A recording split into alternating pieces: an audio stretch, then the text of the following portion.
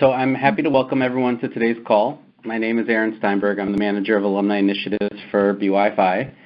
And this call is part of an ongoing series of calls titled Bronftalks, where we invite experts from the broader BYFI community to discuss topics of interest and share unique perspectives on questions that might not be asked anywhere else. As a minor aside, I just came over here from the spring seminar for the current group of fellows, and it's a really exciting group who's excited to be joining the alumni community, so everyone should get ready to welcome them. Today on our call we have three Bronfman alumni joining us for a conversation about the intersection of ritualized Passover cleaning and obsessive-compulsive disorders. Just a little housekeeping of our own to go over. This call is being recorded so that we can share it, so please keep that in mind. Right now, literally right now, I'm going to mute everybody on the call.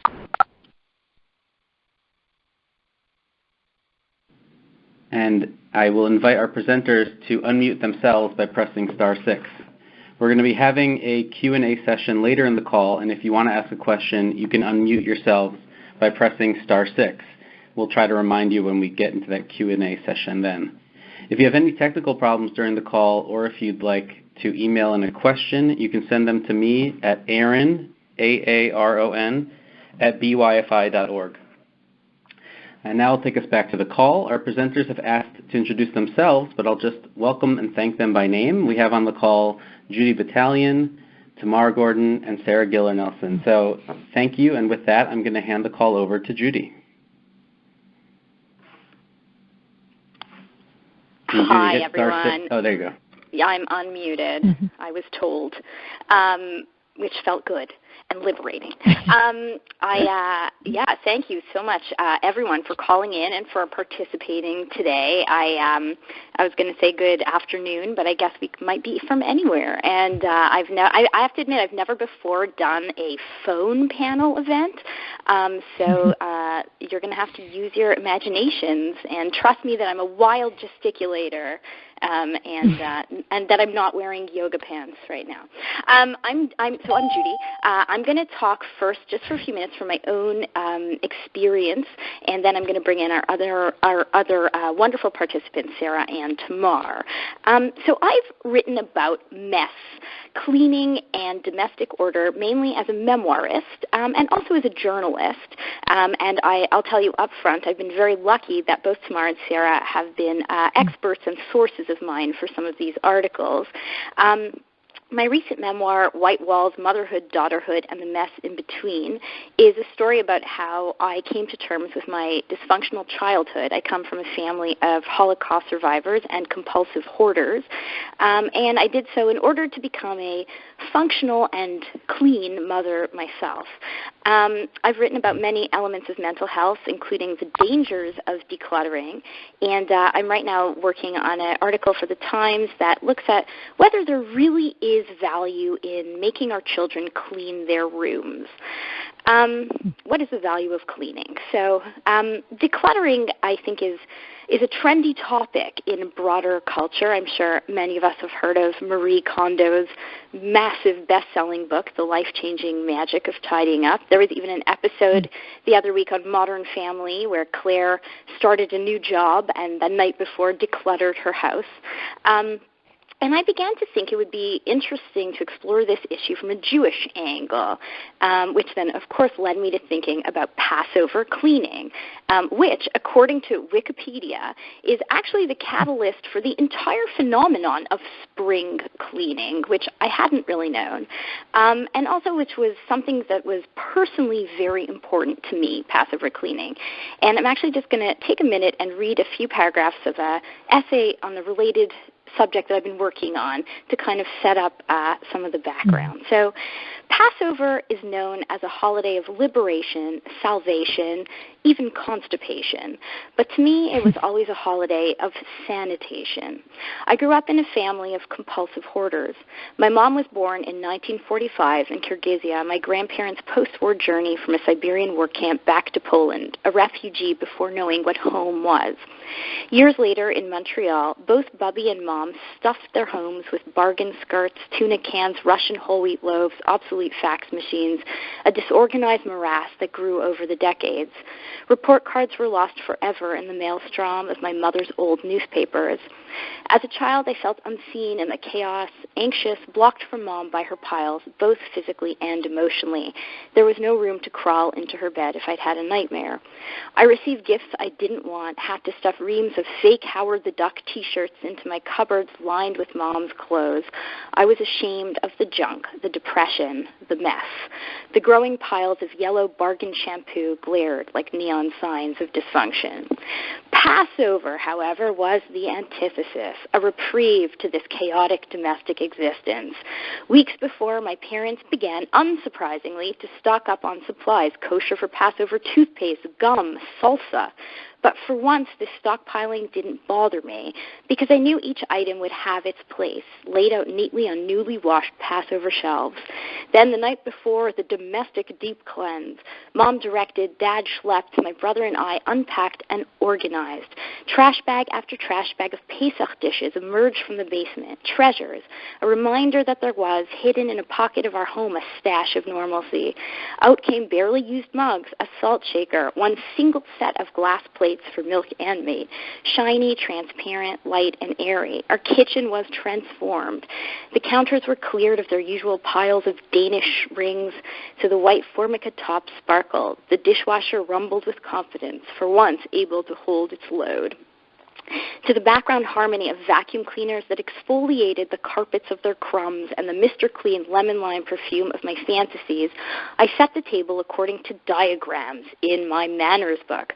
I'd never been taught about place settings or silverware. The Haggadah, I used to say, was my finishing school. In my house of complicated boundaries, hard rules were my emotional salvation, suggesting that someone was looking out for us.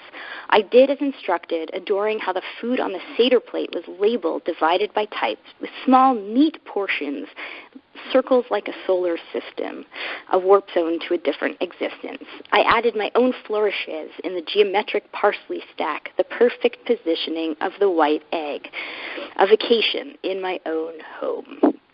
I left that home when I was 18 to run to the opposite, and I became a militant minimalist. I always say if home was a hot Yiddish mess, I became an aloof, sophisticated neatnik, and I worked in art galleries in England, no less. And even now I have 2 children. My home is super clean.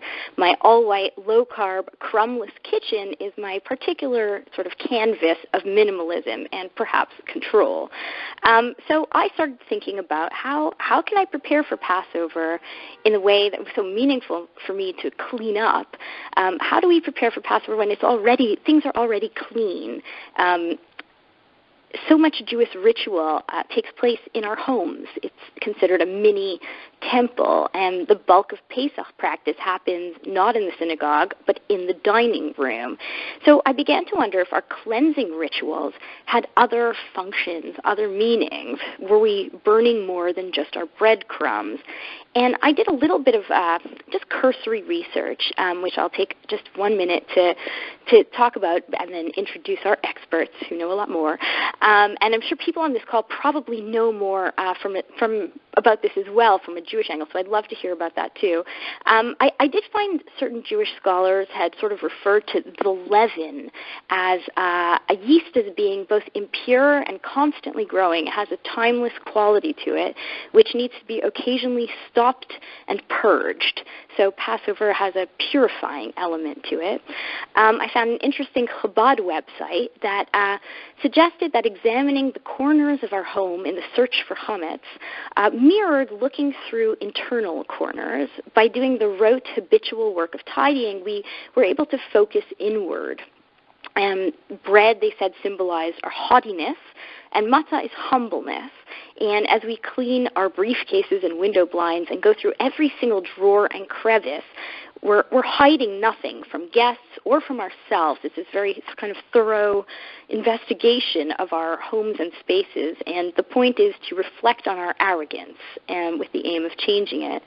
And I found another interesting Hasidic blog that talked about how the most difficult sites to clean are not actually the spaces like the kitchen that we get messy and use all the time, but actually the storage rooms that we never use, the kind of back office of the house. And the idea in this piece of writing, which I thought was interesting, was how it was important not to let areas of our minds go unused or gather dust, and mental inactivity can lead to anxiety and depression. There are, of course, other non-Jewish takes on cleaning. Again, Marie Kondo, who I mentioned before, this decluttering Bible, advocates that we jettison excess.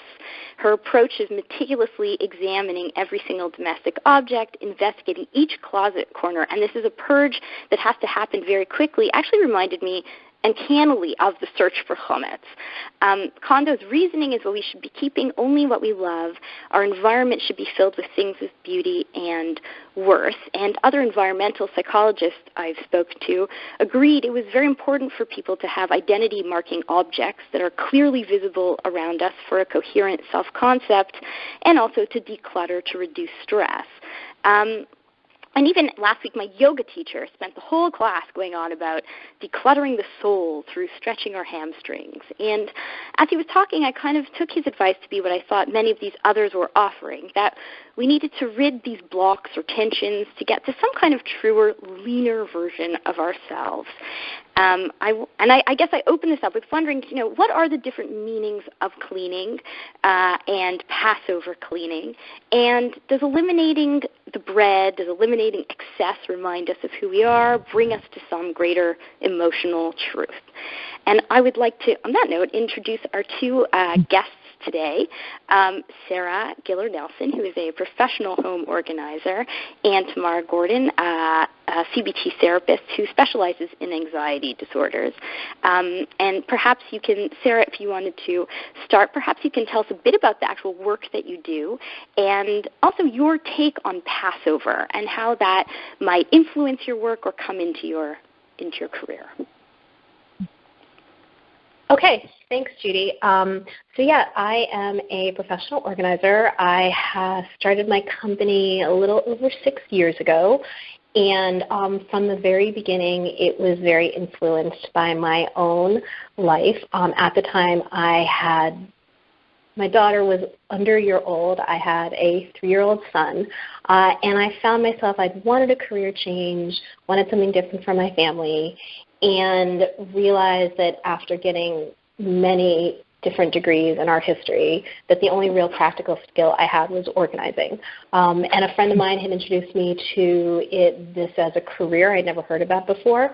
And the more I looked into it, the more it seemed to fit with what I wanted. I also love the idea of owning my own business. I'd only worked in nonprofit and sort of challenging myself that way.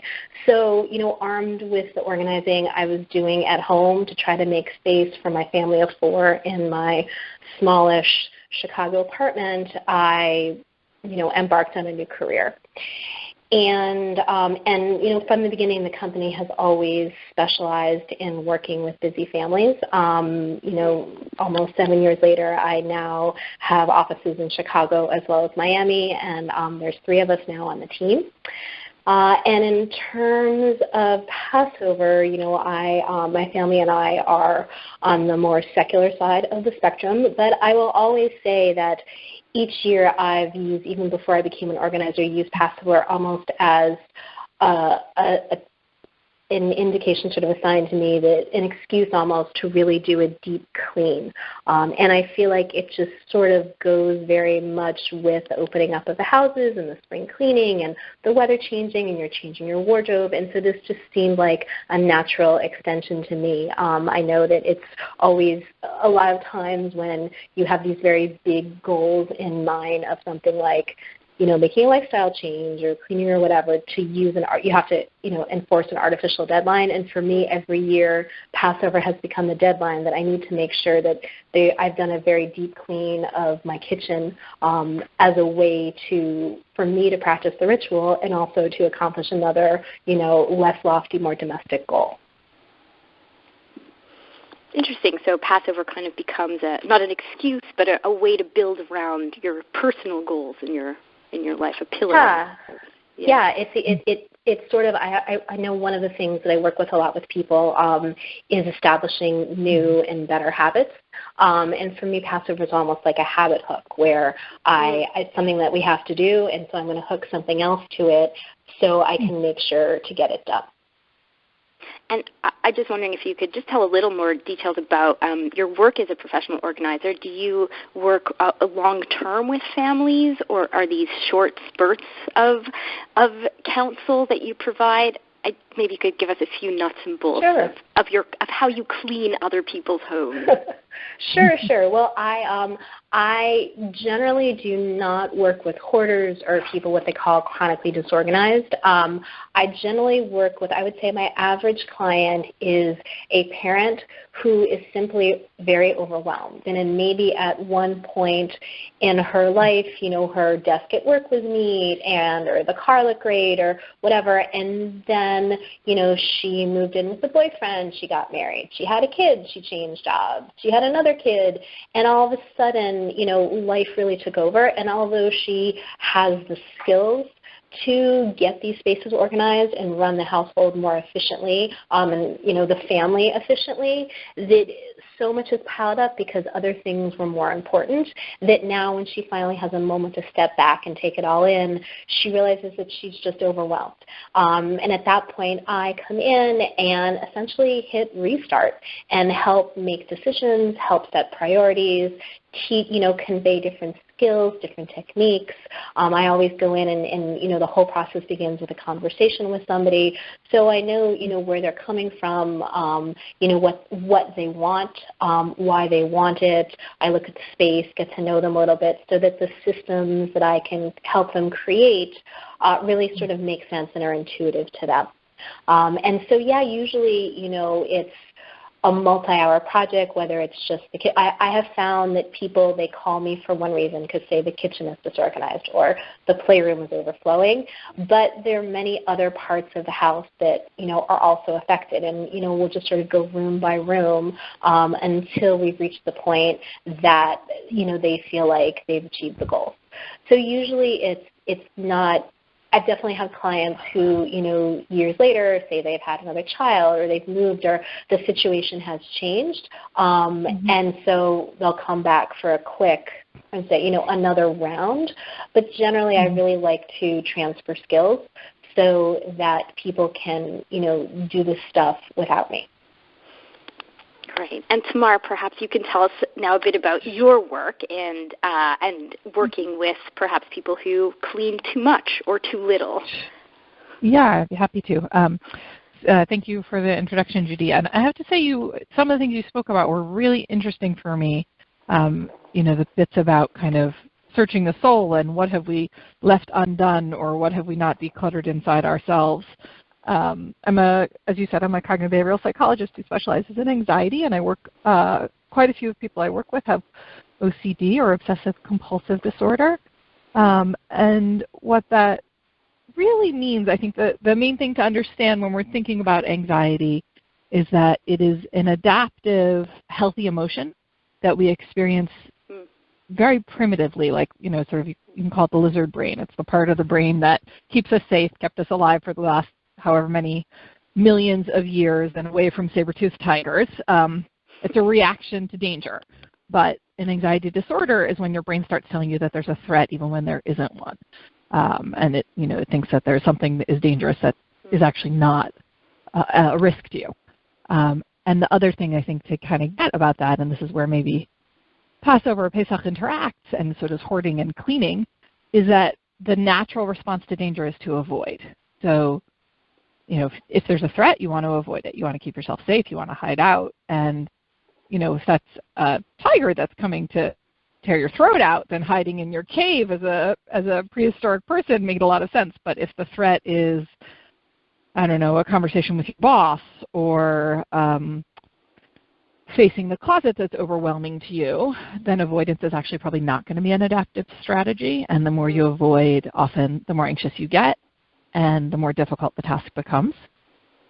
So a lot of the work that I do with people is figuring out what they're avoiding or what they're afraid of, both, and what their fear is and how it's interacting with avoidance. So I think, when you were talking about kind of like searching out the corners of our minds or, doing some internal work and cleaning house, I think Passover can be really anxiety-provoking for people because it's overwhelming, the amount to do, and so people would prefer to avoid it, not deal with it. Or the opposite, it can be like, I'm afraid to, cope with something else going into my life, so I'm going to put all my energy into cleaning. And sometimes it can cause its own anxiety. So what if, if you're a particularly religious person and you're worried that you're going to maybe leave some chametz uncleaned, then you'd be offending God, and that's a mortal sin. So that's a real problem if that's something that you're really worried about. And you could spend hours and hours and hours trying to make sure that you've gotten every single crumb of chametz out of the house because, if the penalty is offending God, then obviously you're going to be pretty diligent in your efforts. So finding a balance between kind of like tolerating the fear of what if I don't do it right, or what if I don't do it just so, or what if I don't do it perfectly, and still adhering to maybe your religious value or your secular values about spring cleaning. Kind of there's different ways it can interact, but I think it can bring up a lot of different things for different people. So you were mentioning overcleaning and undercleaning, right? And I think the thing most people are kind of typically aware of is germophobia, like a fear of germs, a fear of contamination. People tend to associate that with OCD. It's the most kind of like pop culture friendly one, right? It's very easy to understand. We all, want a Purell after someone sneezes on us, right? But that can kind of go. The interesting thing about like a fear of germs or contamination is that it can go either way. It can go to like excessive cleaning, or it can actually go the other direction where you're not cleaning at all because you're so afraid of maybe disturbing something and then in some kind of weird way getting contaminated. So you can walk into somebody's house who has OCD and it can look actually quite unclean, even while they're maybe, wiping down the telephone 15 times before using it. Because it depends on kind of where their anxiety has attached to and what they feel that they need to avoid in order to keep themselves safe. So that's the work that I do, is helping people identify the fear and identify the avoidance. And avoidance can be a tricky, subtle thing that we kind of do, in fact, need to root out, just like that Hasidic blog was saying. Figuring out what you're avoiding and where is not actually always as easy as it sounds. Right. So sometimes when we talk the sort of extremes of cleaning, I think we've talked about it before. I've spoken with you both about it. It's something. It's not about the stuff. It's not about the bread. It's about something more. And Sarah, I wondered if you ever. I think I wanted to ask you this before. Do you ever come across people who are hyper cleaners in your work, who are organized, but perhaps? Do you come across extremes is what I was trying to say. I do. It's funny. I don't come across the people that are hyper clean. But what I have done is I've come across the other side of the coin, perhaps, people that, that as I'm working with them, I'm realizing that, like you're saying, it's not really about the stuff, that they've hired me to come in and help them organize because they feel like if only my entryway was decluttered, then my life would be so much better. If only I could find my shoes more easily, then my whole life would be better. If only my kitchen was better organized, then my relationship with my husband would be stronger.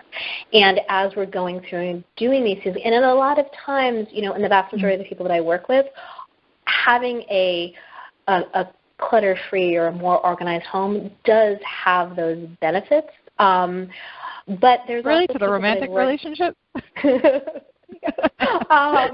But there are also the people that I've worked with in the extreme where we're just working, and and I've come to realize that they're putting so much emphasis and energy into the decluttering of the cupboard, when really it's become an excuse. It gets to the point where there's not as much progress, and it's because it's it's not about the stuff, that they're almost using the process that I'm going through with them as an excuse to avoid looking deeper. It's the physical environment that's the problem. But if I just get it organized, but they're never really, but they can't really get it to the point of organization that they need because there's something within them that is perpetuating the disorganization, or, they're sort of sabotaging themselves. But, it is a lot easier to, file your papers than it is to deal with some of your deeper issues. I know I have to say I've observed too when, I'm at home and say my son is having his umpteenth tantrum of the day and I just, can't take it anymore. I find myself sweeping the floor or putting away the dishes or doing something, of that it's like, okay, I don't have control over the other people in my lives, but I have control over my kitchen cabinets. And I think that is just sort of a typical response. But when it gets to the extreme, when the organizing and the stuff becomes the excuse, then, and it's almost about, people are trying to control the wrong thing. That's when it becomes certainly much more complicated for me, and that's when I, usually refer people to work with some sort of therapist. But they also have to realize that for them it's not about the stuff. I'm wondering, so, Judy, I'm sorry. I wanted to just take a second actually to comment here about, we're talking about the stuff, what that means, and that you started from the place of hoarding and, and coming from a family of Holocaust survivors. I'm sure you've thought about this or realized this, but I just wanted to kind of bring up for our audience that a lot of the time what hoarding is about is the fear that if I throw out that object is going to be the thing that I need. Mm-hmm. And so, so when we talk about, when we say like it's not about the stuff, well, really what it is what if there's something I need, and what if I don't have it when I need it, right? And that can be a physical object, and the object takes on significance of like if I throw out this piece of paper, what if that's the piece of paper that would keep me from, a lawsuit, or what if that's the piece of paper that I need for whatever it is, or that's the piece of paper that would bring me enlightenment.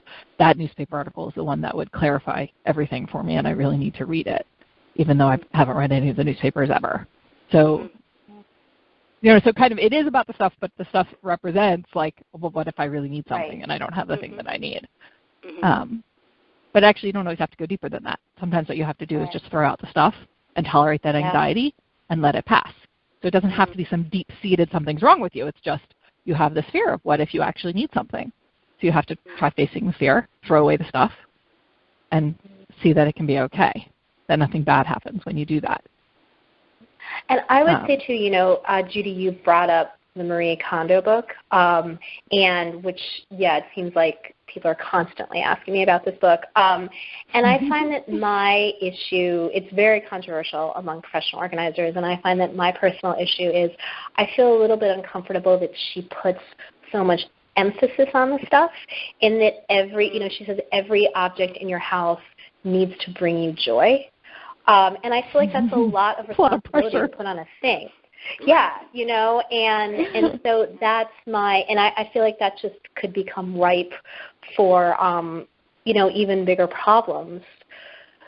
So yeah, it definitely could be like, oh, well, this, and if it doesn't give me this feeling, or it does give me this feeling, but then, beyond that, I'm still not feeling joy. Look what happens when you walk into your house that you've completely, decluttered according to Marie Kondo's instructions, and you're still not feeling joy.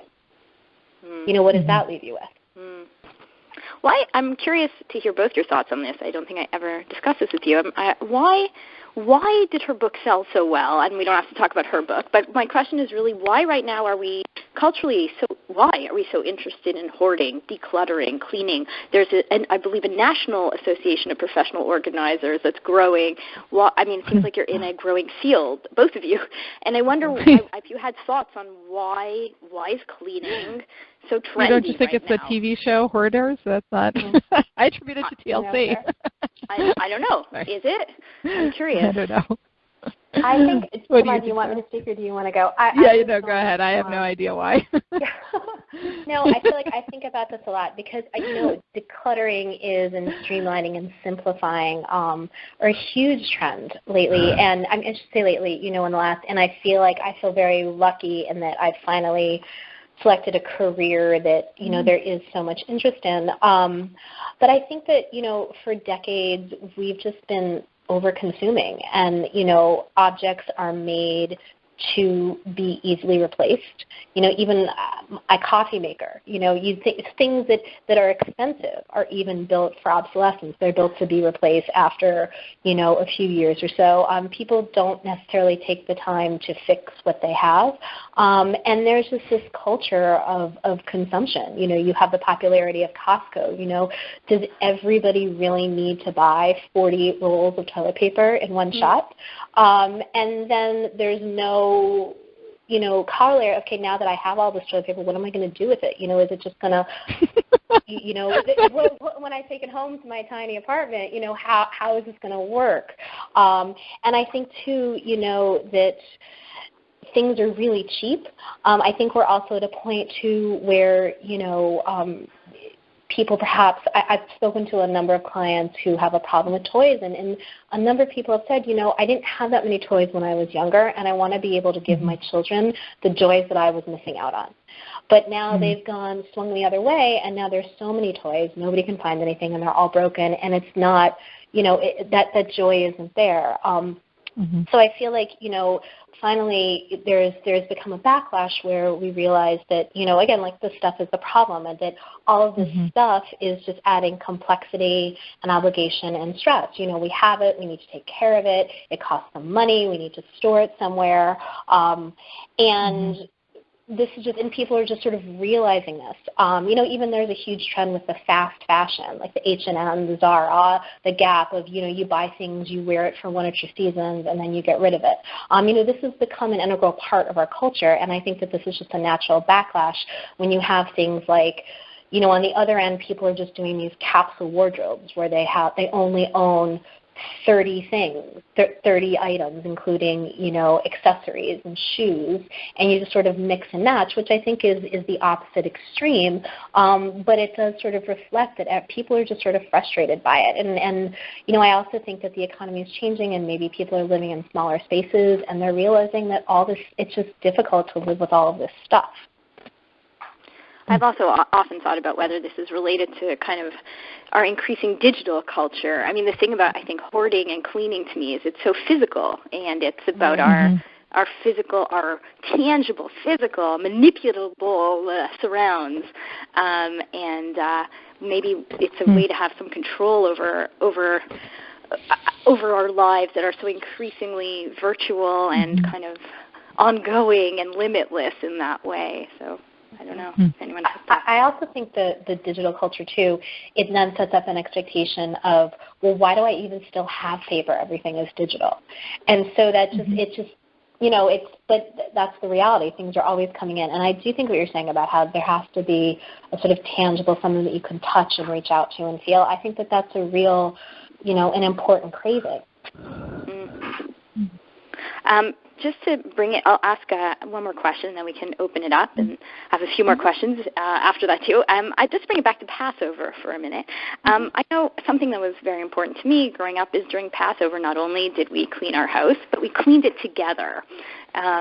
There were rules and laws that are kind of above us, and so that brought us together as a family, and gave us a purpose and a project. And I wondered if either of you could talk about perhaps what happens when there are conflicts in families or domestic partners about space and about stuff in space. Do you ever come across that? How do you work with that? We share our home, which is the site of a lot of Jewish ritual, and it's shared among many people. So I just wanted to talk about that a little bit. Well, I mean, I think you could speak about it from like different perspectives, right? So there's both this is Tamar speaking, both just the living with someone else and kind of having to cope with the differences in terms of style and how much clutter you like, and kind of coming to meet in the middle, right? I always say, like, I got messier as my husband got neater, or we contained his mess and we expanded mine so that we could find a way to live together. Because you have to find a happy equilibrium and not take it personally when a person is just living the way that they are used to living, right? It's not necessarily about you if someone's messy or if someone's clean. It's just what they're bringing with them to the marriage. But and so so that's kind of like from a therapeutic, how do you cohabitate with somebody perspective. But then I think you also, I mean, I do want to kind of come back a little bit to the religious question or the historical piece in terms of Passover and family traditions and finding ways also, I think, of merging those. So, you know, I think like every year when you join for a Seder, you're bringing, and you know, I've heard non-Jewish families talk about this around Christmas, like, you know, it's such an important piece of our family histories, and it's how did your family do it? How does my family do it? How do you merge the traditions and the rituals, and then also create your own new ones for your nuclear unit that you have now?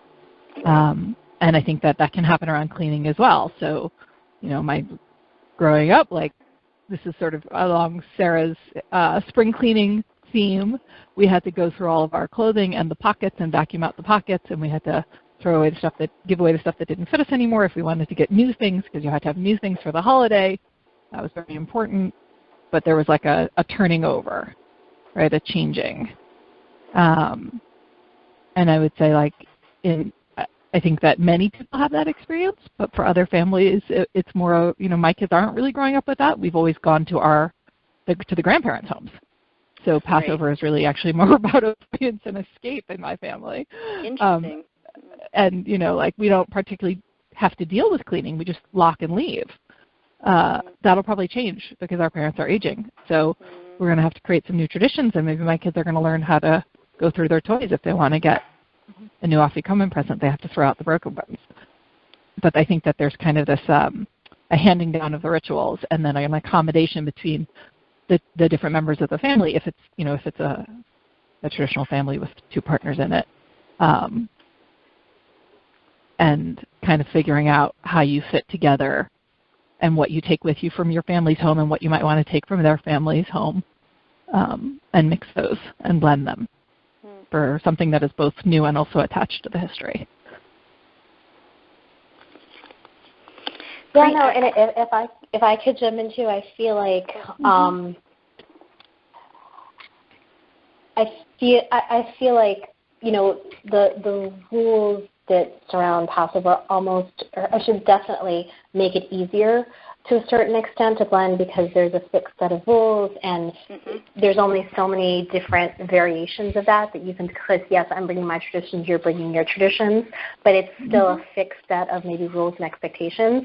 And I find that what the problem is with, you know, general housekeeping, organizing, things like that, is there aren't a prescribed set of rules, and that everybody does bring their own, you know, I guess I should call it clutter tolerance to the table. And it's just a matter of being able to recognize that, you know, it's just so mundane, but everybody does have their different expectations and their different habits. And I know with me, like, I personally, you know, I like to do dishes as I go throughout the day, so that at the end of the day, when I want to make dinner, my kitchen is clean and ready to begin. My husband, on the other hand, he just lets them pile up and then, you know, does a great big wash at the end of the day. And for, I'm going to say, years, this really irritated me, that I would come home and I would be greeted by a pile of dishes. And at a certain point, I finally realized that, you know, the most important thing is that the dishes are done. And just as he is bothered by the fact that I'm constantly washing, and he doesn't think that is very efficient, and I don't think his way is efficient, but the goal is still the same. And I think a lot of times when you have people living together, it's just a matter of, and there's conflict with, you know, the chores and the time frame and the level of clutter tolerance, it's important to sort of step back and have a conversation about it, because usually people do want the exact same thing, but they don't recognize that there's different ways to do it.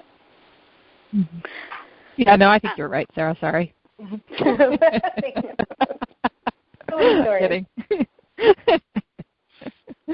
Me too.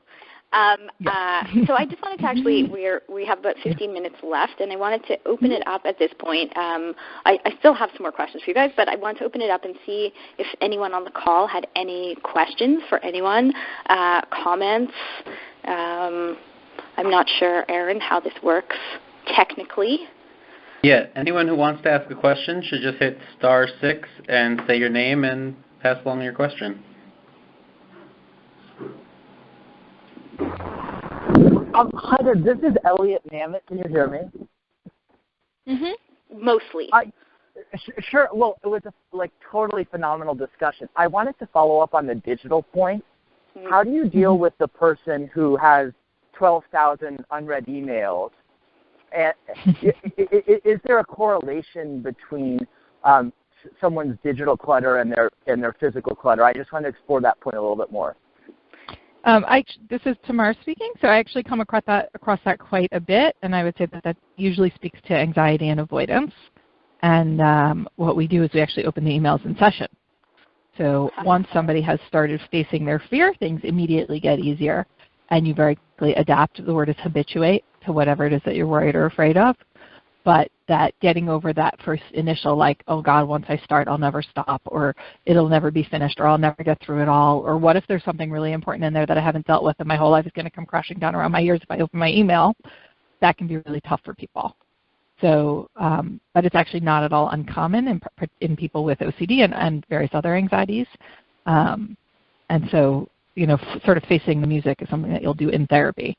And then once you start to deal with whatever it is you're afraid of, or to open them, to just open the emails and start addressing them one by one, and figure out the ways that you've been avoiding and get on track. And the homework is usually to kind of continue to open them and not avoid.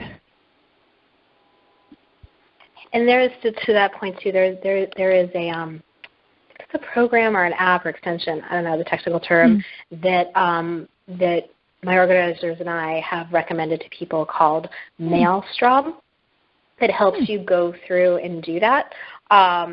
I guess it would be for the level of person that maybe isn't necessarily working with a therapist, but want to do other, or even could be done in conjunction with therapy, and it just sets it up so you can see things a lot easier. You get a little preview and can click on delete.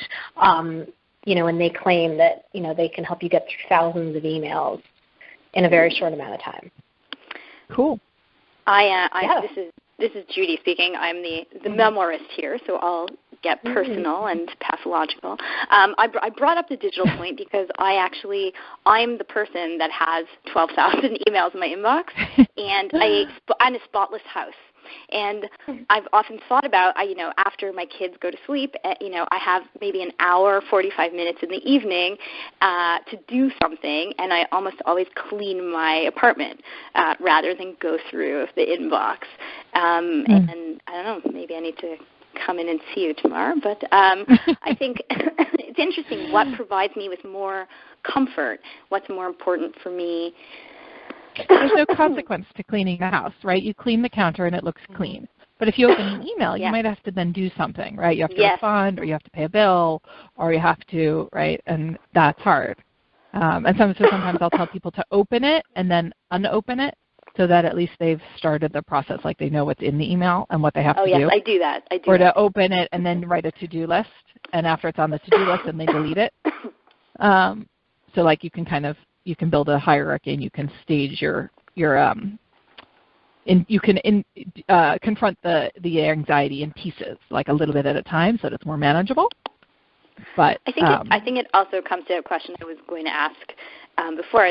What are the benefits of cleaning? Like, why is cleaning good besides what we think of as getting rid of pathogens or something unhealthy physically for health and safety?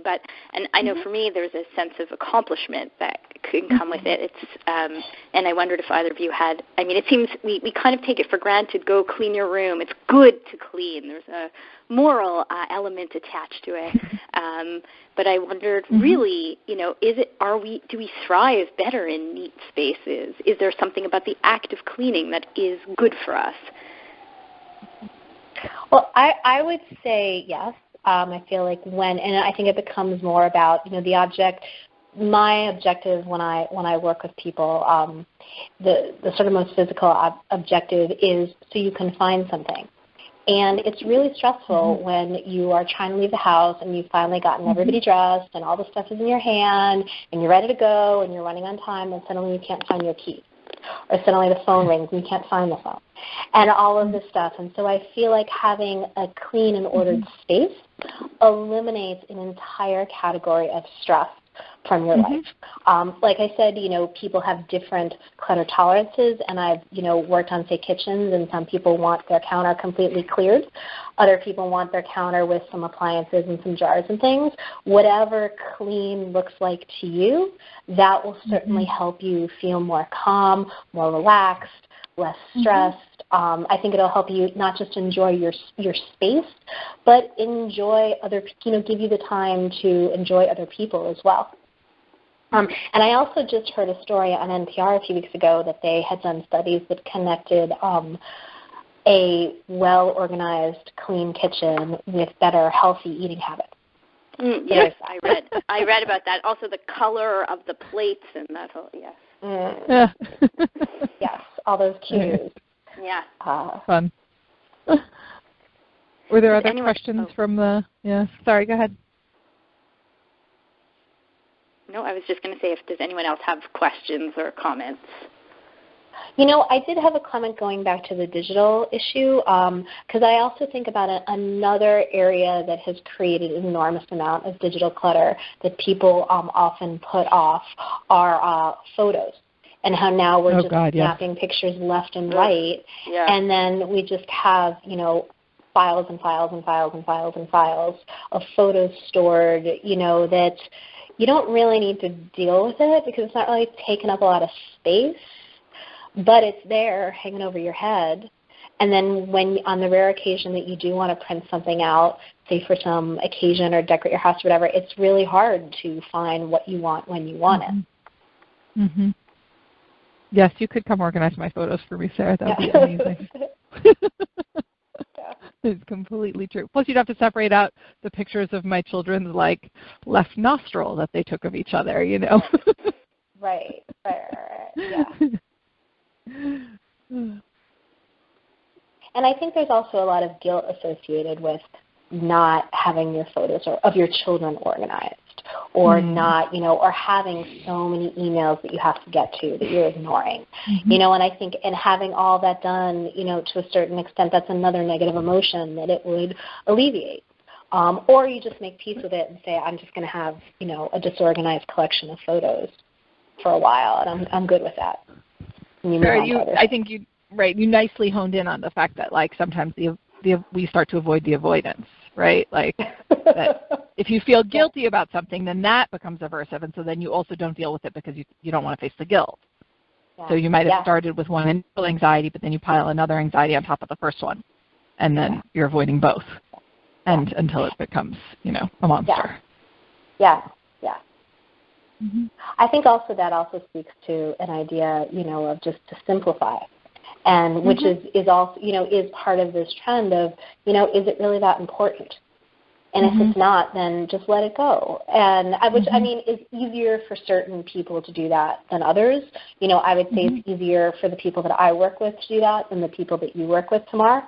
But there's so many different ways that, people, without even realizing it, perhaps overcomplicate their lives, and they don't realize that they don't need it. That it's okay to have all the same, say, color of socks.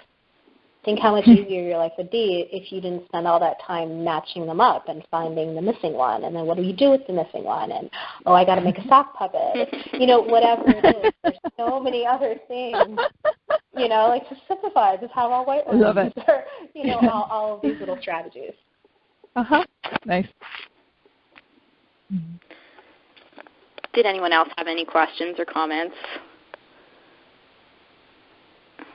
All right. If not, then I'll probably ask a final question, and perhaps there's a little bit of a service element to end the talk with. After Passover, Sarah, I wonder perhaps if you could give us some tips for how to keep our homes neat after we do a big holiday clean or spring clean. How do we keep that up?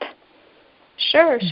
Well, I think that one of the best ways to maintain is to use, basic things like labels, so that everybody in the household knows exactly where things go and can find them as well as to put them away. I also think that there's certain habits that are really great, simple things like making your bed every day. They say that making your bed is a sort of keystone habit, and studies have found that people who make their bed go on to have more productive days than people who don't make their bed. And really, it's probably the dominating feature in your bedroom. And I've definitely had, moms of babies and other young children say to me, if I get nothing else done, I know that I've made my bed today. And, that's a great feeling of accomplishment. And I think also, using lists and not thinking about, Passover, with the Passover cleaning, like I said, there's rules. It's a family event. It's a big deal. But cleaning and organizing doesn't have to be. You can do stuff as you go. Oftentimes when I'm waiting for the coffee to brew, I'll, throw out the gum wrappers from the junk drawer, which happens to be located right by the coffee maker. So, incorporating little habits into your day or week really will help keep the clutter at bay. Mm-hmm. And Tamar, I know you talked about how Passover, we joke about Passover and OCD, but how it actually can flare symptoms and can really be difficult for people who do suffer from that mental illness. Yeah. And I wondered if you had any tips for, keeping in mind when our cleaning or our mess has perhaps gone awry. Like when do we need some help? What are some signs that we might be extreme? Yeah. Thank you, Judy. So I actually, right. So I think extreme is actually the key word here, which is the question is kind of like how much time is it taking up and how much mental energy is it taking up. Mm-hmm. So, and specifically with OCD and Passover, there's a particular kind of OCD called scrupulosity, where, as I think I mentioned before, that sometimes people are afraid of getting punished by God for whatever trespass that they might do. And if you're an Orthodox Jew who's strictly following halakha, then that can really trip you up because you could never follow it perfectly enough. You can never be just right. So kind of classic examples of this are men who put their tefillin on for multiple hours a day because they're afraid that they didn't wrap it just right, or women who are spending 6 or 7 hours preparing for a mikvah when it should only really take about an hour because they're afraid that they have missed some part of the cleaning process. And you could see where that easily extrapolates to Pesach and spending sort of too many hours cleaning particular things. And when someone has that particular kind of OCD, we often bring in a rabbi or whatever spiritual advisor is appropriate to the religion in order to kind of lay out what the actual expectations are versus what the anxiety might be telling the person. So I think I had told you a story about a friend who puts tinfoil on the walls of the kitchen to make sure that no piece of chametz on the kitchen wall might fall into a Passover pot when she's cooking. But what's interesting about that is is actually what her particular sect does. So it's actually culturally congruent and according to the halacha for her rabbi. But if somebody coming from maybe Sarah's background started doing that, we would definitely think like, okay, this is probably OCD, right? It would not make sense that somebody whose rabbi would never tell them to put tinfoil on the walls was putting tinfoil on the walls. So there's a piece of just like how much time and energy is it taking, and also does it in fact line up with what the expectations are in your religious orientation. And then I guess kind of in the other direction, so sort of the over cleaning, right? If you're just talking about on a day-to-day, I think examples there are kind of whether or not you can let it go. So if it really, really bothers you for things not to be lined up perfectly, or for there to be a plate in the sink, or for the bed to be unmade and it's really hard for you to tolerate it and you find yourself thinking about it when you're out of the house, that's probably an indication that you ought to leave the bed unmade, or leave a dish in the sink, or the shoes not lined up for a little while. Because while I agree with Sarah that having an organized environment can reduce stress and help us, it's always frustrating looking for that last shoe as you're getting out the front door. We also don't want to still be thinking about it after we've left the house, and that is suggestive of kind of being overly worried about cleanliness or organization. So you kind of want to check in with like, well, how many hours a day am I really spending doing these things, and how much of my brain energy is it taking up? And the rule of thumb is, if it's more than an hour, you're probably you might be suffering more than is necessary. So you need to work on bringing yourself back to the middle of the road. So yeah, balance. Hope that answered the question. Yeah, I think so, and I think we've come to the end of our call. 1 o'clock. And I just wanted to thank everyone for joining me here, and obviously Tamar and Sarah. So interesting to hear from you. And I'm like writing down all these new insights about my cleaning. And thank you, Erin, for organizing and hosting us, and thank you everyone for joining. And sure. Yeah, I want to thank everyone for joining us on this, for the interesting conversation.